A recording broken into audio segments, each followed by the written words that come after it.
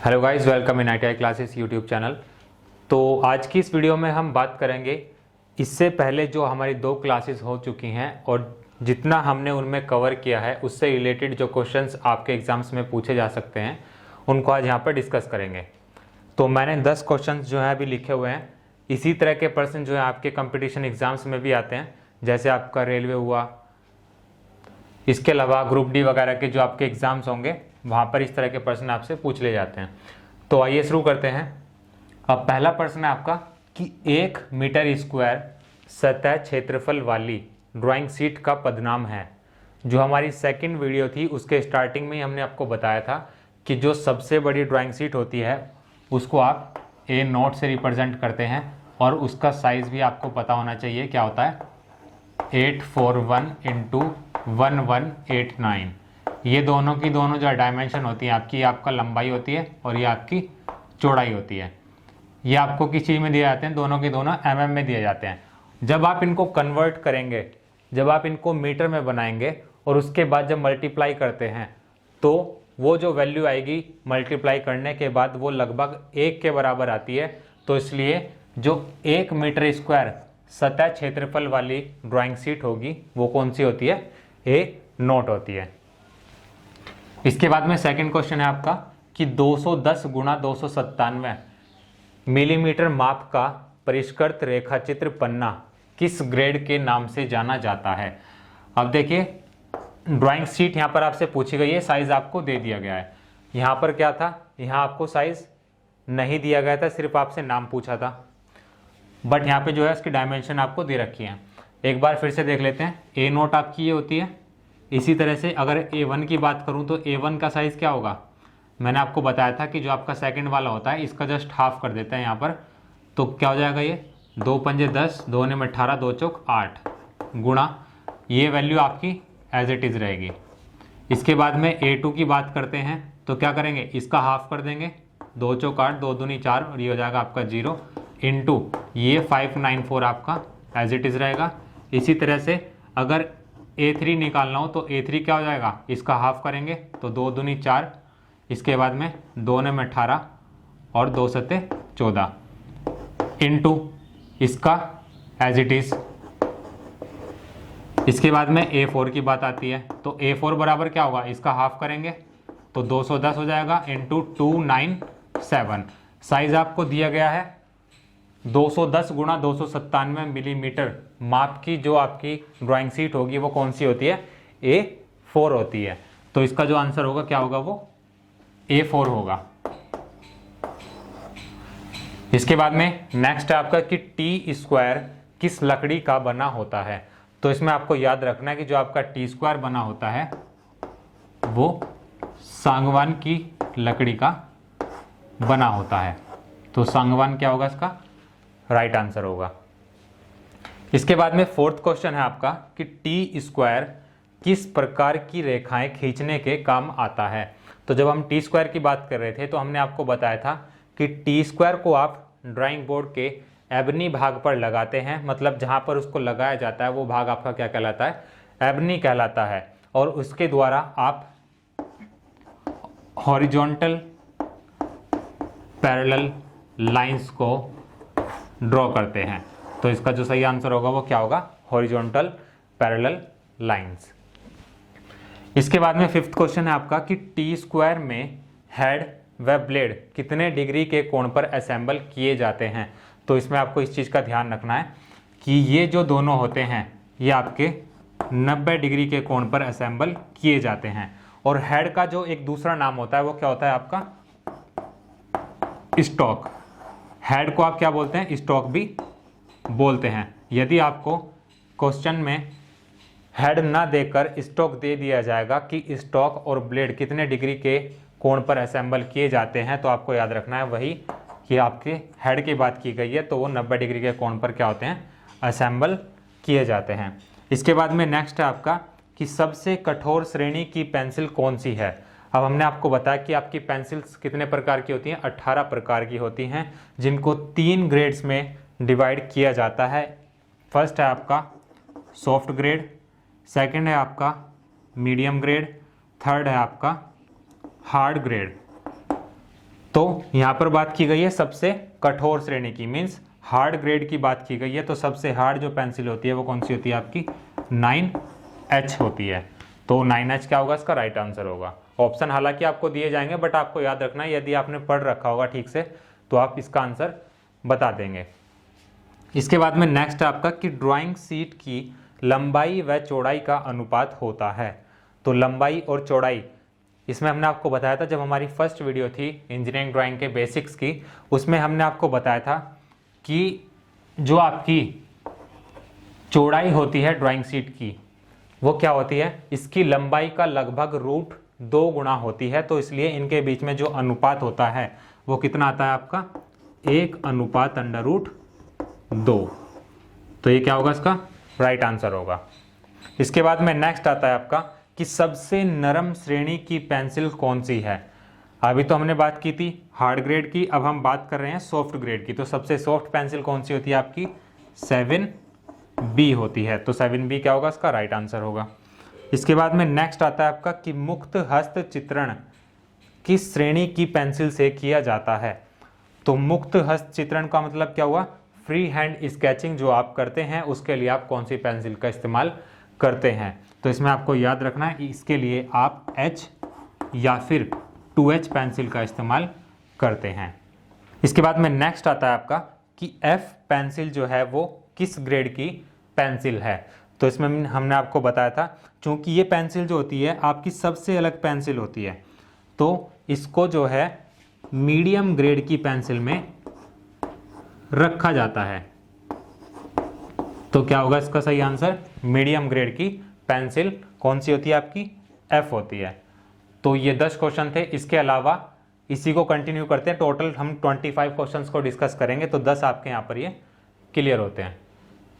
इसके बाद में 11th क्वेश्चन जो है आपका वो है कि ऑब्जेक्ट लाइन और सेंटर लाइन किस श्रेणी की पेंसिल से बनाई जाती है।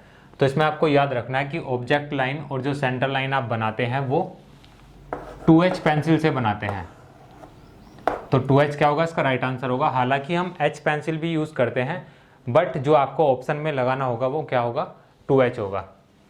इसके बाद में नेक्स्ट आपका अक्षरण पराय किस पेंसिल से की जाती है। मीन्स जो आप ड्राइंग शीट पर अपनी लेटर राइटिंग करते हैं वो किस श्रेणी की पेंसिल से करते हैं। तो इसका जो सही आंसर होगा वो होता है आपका H से। मीन्स H ग्रेड की पेंसिल आप यूज करते हैं लेटर राइटिंग के लिए। इसके बाद में नेक्स्ट है आपका कि फाइनल ड्राइंग किस ग्रेड की पेंसिल से बनाई जाती है। तो जो आप फाइनल ड्राइंग बनाते हैं वो आप बनाते हैं 3H पेंसिल से।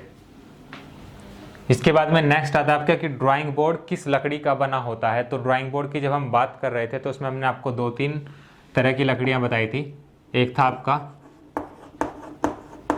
कैल, फिर था आपका जैतून, फिर था आपका पाइन और एक था आपका ओक। तो ये लकड़ियां आप यूज़ करते हैं ड्राइंग बोर्ड को बनाने के लिए। इसके बाद में नेक्स्ट आता है आपका कि ड्राइंग बोर्ड का वर्किंग एज किससे जांचा जाता है। तो ड्राइंग बोर्ड जो होता है उसका वर्किंग एज नापने के लिए आप T² का इस्तेमाल करते हैं, ताकि आप ये देख सकें कि जो आपकी शीट है वो सही आपने लगाई है या नहीं लगाई है। तो वर्किंग एज को किससे जांचते हैं, T² से जांचते हैं, क्योंकि जो आपका T² होता है उसमें हेड और ब्लेड के बीच में 90 डिग्री का एंगल होता है। तो उससे आप क्या कर सकते हैं, उसकी सही जांच कर सकते हैं। इसके बाद में नेक्स्ट आता है आपका कि D2 आकार के ड्राइंग बोर्ड की माप होती है। अब D2 आकार का ड्राइंग बोर्ड पूछा है आपसे, तो उसके लिए मैंने आपको बताया था कि यदि आपसे ड्राइंग बोर्ड की बात करेगा तो उससे पहले आपको T² की माप पता होनी चाहिए। तो T² की बात कर लेते हैं। T² था आपका जो अवेलेबल होता है आपके पास में, सबसे बड़ा साइज होता है उसको T0 से रिप्रेजेंट करते हैं और उसकी जो लेंथ होती है वो होती है 1500 मिलीमीटर। इसके बाद में आता है आपका T1 होता है आपका 1000, T2 होता है आपका 700 और जो T4 होता है आपका वो होता है आपका 500। ये सभी डायमेंशंस जो होती हैं आपके mm में होती हैं।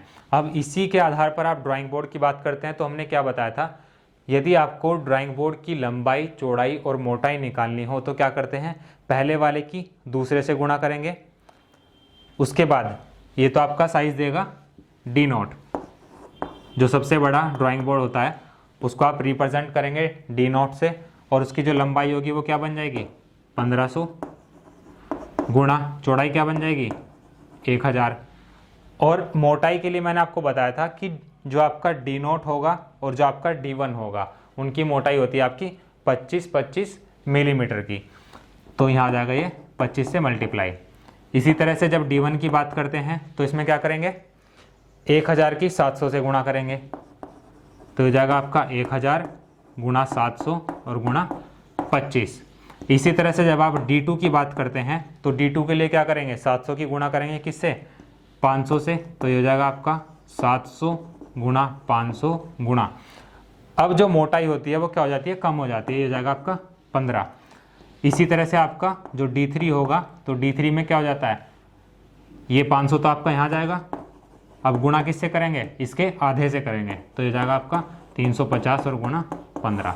ये आपके पास में जो ड्राइंग बोर्ड होते हैं उनके साइज होते हैं। पूछा क्या आपसे D2, तो D2 का क्या होता है आपका साइज, ये होता है आपका 700 गुणा 500 गुणा 15, और ये जो डायमेंशंस होती हैं आपकी इसमें होती हैं मिलीमीटर में होंगी।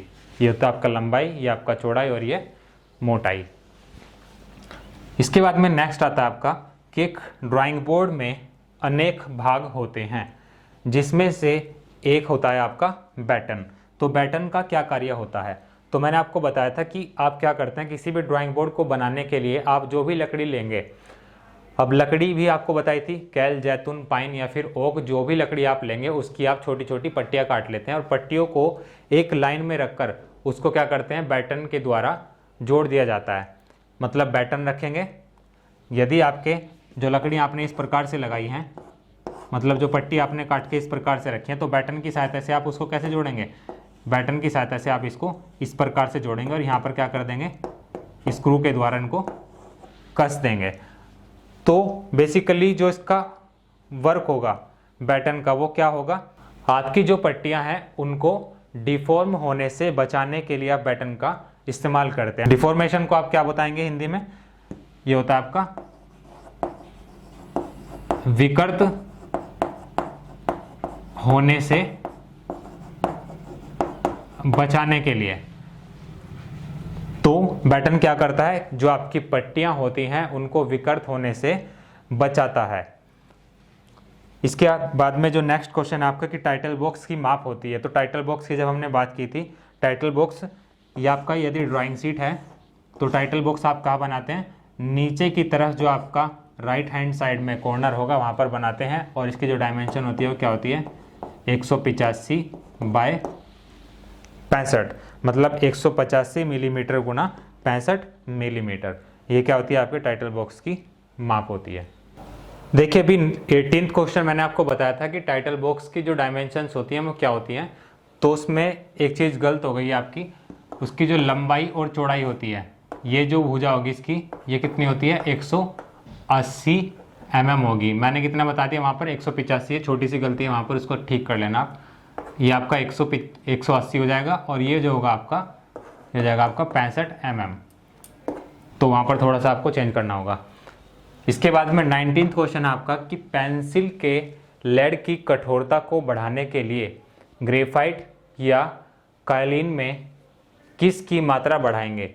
अब देखिए जब हम बात कर रहे थे कि पेंसिल के लेड के बारे में, तो उसमें मैंने आपको बताया था कि यदि आपको पेंसिल की हार्डनेस बढ़ानी है, मीन्स जो उसका सुरमा है या फिर उसका मूंगा है, यदि मुझे उसकी हार्डनेस बढ़ानी है तो मुझे कालीन की मात्रा को क्या करना पड़ेगा, बढ़ाना पड़ेगा।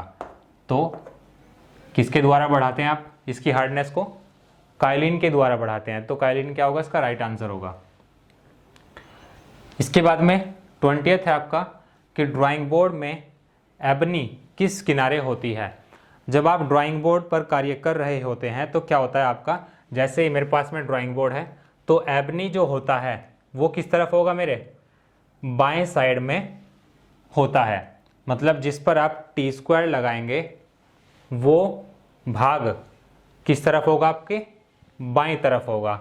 तो यही इसमें ऑप्शन आपको दिए गए थे कि दाएं साइड में होता है, बाएं साइड में होता है, ऊपर होता है, नीचे होता है। ये 4 ऑप्शन आपको दिए गए थे। तो उसमें आपको याद रखना है कि ड्राइंग बोर्ड में जो एबनी होता है वो बाएं सिरे पर होता है और उसी पर जो है आपका टी स्क्वायर मूव करता है। इसके बाद में 21 है आपका कि मुक्त हस्त चित्रण में किसका उपयोग नहीं किया जाता। मीन्स फ्री हैंड स्केचिंग जब आप करते हैं तो उसमें किस चीज़ का उपयोग नहीं करते। ऑप्शन इसमें आपको दिए गए थे, पेंसिल हुआ, स्केल हुआ, पेपर हुआ, एक ऑप्शन और था इसमें आपका नन ऑफ दिस। तो जब आप फ्री हैंड स्केचिंग करते हैं तो उसमें आप स्केल का प्रयोग नहीं करते, अदरवाइज पेंसिल का भी यूज़ होता है और पेपर का भी यूज़ होता है। तो यहाँ पर क्या होगा इसका आंसर, स्केल। इसके बाद में 22 है आपका कि टी स्क्वायर का कौन सा भाग नहीं है। अब देखिए टी स्क्वायर में आपके 3 भाग होते हैं, क्योंकि जो आपका टी स्क्वायर होता है वो कुछ इस आकार का होता है। ये आपका क्या कहलाता है, ये आपका होता है हेड, ये आपका क्या होता है ब्लेड, और ये जो होता है आपका, इसको आप क्या बोलते हैं, वर्किंग एज बोलते हैं, वर्किंग एज। ऑप्शन देख लेते हैं, यहाँ पर आपको दिए थे ब्लेड, एबनी, हेड या फिर वर्किंग एज। तो एबनी जो होता है, एबनी आपका ड्राइंग बोर्ड का एक भाग होता है, ना कि टी स्क्वायर का भाग होता है। तो इसमें क्या होगा, एबनी इसका सही आंसर होगा। इसके बाद में 23 है आपका कि ड्राइंग बोर्ड कितने डिग्री के कोण पर झुका होता है। मीन्स यदि आपके पास में ड्राइंग बोर्ड है तो ड्राइंग बोर्ड बिल्कुल सीधा नहीं होना चाहिए, वरना आपको ड्राइंग बनाने के लिए झुकना पड़ेगा। तो इसलिए क्या होता है, वो थोड़ा सा उठा हुआ होता है हॉरिजॉन्टल से। तो वो कोण आपसे पूछा है, तो इसमें आपको याद रखना है कि आपका जो ड्राइंग बोर्ड होता है वो 20 डिग्री के कोण पर उठा हुआ होता है। मीन्स आगे से तो थोड़ा सा नीचा होगा और पीछे की तरफ से थोड़ा सा उठा हुआ होगा। तो जो एंगल होगा हॉरिजॉन्टल के साथ में उसका, वो कितना होगा आपका, 20 डिग्री का होगा। इसके बाद में 24 है आपका कि इंजीनियरिंग ड्राइंग में पेंसिल का चुनाव किस आधार पर किया जाता है। अब देखिए जो आपकी पेंसिल्स आप यूज़ करते हैं इंजीनियरिंग ड्राइंग में, उनका चुनाव आप उनके ग्रेड के आधार पर करते हैं। तो ऑप्शन इसमें आपको दिए गए थे, तो इसमें आपको याद रखना है कि जो उसका चुनाव करेंगे आप, वो किसके आधार पर करेंगे, पेंसिल के ग्रेड के आधार पर। तो क्या होगा, पेंसिल के ग्रेड के आधार पर इसका राइट आंसर होगा। और लास्ट क्वेश्चन है हमारा कि ड्राइंग पेंसिल का क्रॉस सेक्शन किस आकार का होता है। ऑप्शन इसमें आपको दिए गए थे, वृत्ताकार होता है, षटभुजाकार होता है, त्रिभुजाकार होता है या फिर आयताकार होता है। तो इसमें आपको एक चीज़ का ध्यान रखना है कि आपके पास में पेंसिल तो त्रिभुजाकार भी होती है। मीन्स क्रॉस सेक्शन की बात क्या होती है, क्रॉस सेक्शन क्या होता है आपका, क्रॉस सेक्शन ये होता है कि यदि मैं इसको बीच में से काट देता हूँ, यदि मैं इसको यहाँ से काट देता हूँ और फिर मैं इधर से इसको देखूंगा, तो उसकी जो शेप होगी वो किस तरह की होगी। तो पेंसिल आपके पास में त्रिभुजाकार भी होती है। यदि आप उसको काट कर देखेंगे, कुछ पेंसिल्स अब ऐसी आती हैं, उसमें क्या होती हैं, 3 साइड्स होती हैं। तो यहाँ पर आपसे बात की गई है क्रॉस सेक्शन किस आकार का होगा, तो इसका जो आपको आंसर देना होता है वो हेक्सागोनल देना होगा। क्रॉस सेक्शन जो होगा आपका हेक्सागोनल होगा, मतलब उसमें क्या होंगे, 6 एजेस होंगे। तो वो इसका राइट आंसर होगा। तो दोस्तों आज की वीडियो में सिर्फ इतना ही रखेंगे और नेक्स्ट वीडियो में हम एक नए टॉपिक के साथ मिलेंगे। Thank you.